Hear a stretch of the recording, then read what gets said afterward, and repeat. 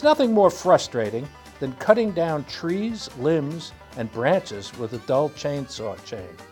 A dull chain will increase cutting time by making easy-to-cut wood hard to cut. Pressing the dull chain through the wood will increase the vibrations transmitted through your hands and will make the engine work harder. You can also spot a dull chain when burn marks begin to appear on the wood. If these things occur while you're cutting out in the woods, it's time to replace the chain. Something you probably should have done before you went out into the woods to cut wood in the first place. Replacing a chainsaw chain is a relatively easy thing to do, but it must be done safely. You should always wear gloves when handling the chain to protect your fingers. The saw chain has many sharp cutters.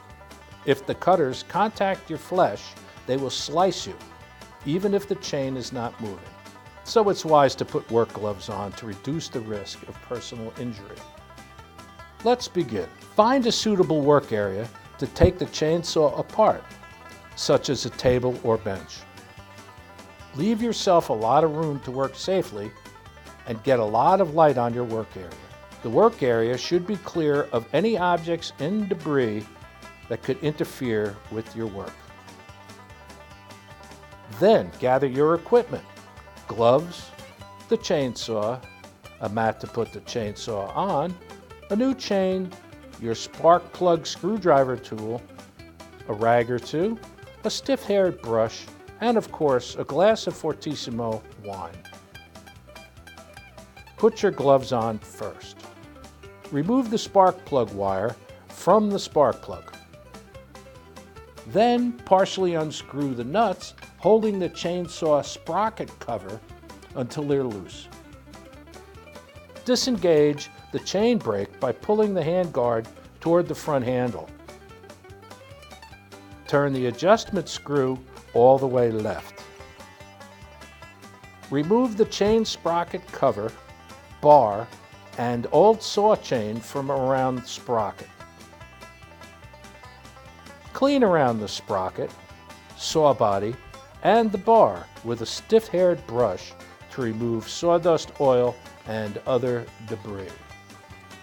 Fit a new saw chain around the nose of the bar, making sure that the cutting edges on top of the bar are facing the nose of the bar. Engage the peg of the tensioner slide in the locating hole while placing the chain over the sprocket at the same time. Turn the tensioning screw counterclockwise until there is very little chain sag on the other side of the bar, and the drive link tangs are located in the bar groove. Refit the sprocket cover and screw on the nuts only finger tight. Lift up the tip of the bar with your hand and tighten the adjusting screw again until a dime can fit sideways between the bar and the chain. Tighten down the nuts to the sprocket cover.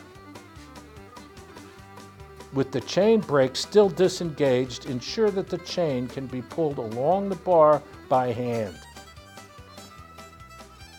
If necessary, retension the chain. Reattach the spark plug wire, and you are now ready to go back into the woods and start cutting.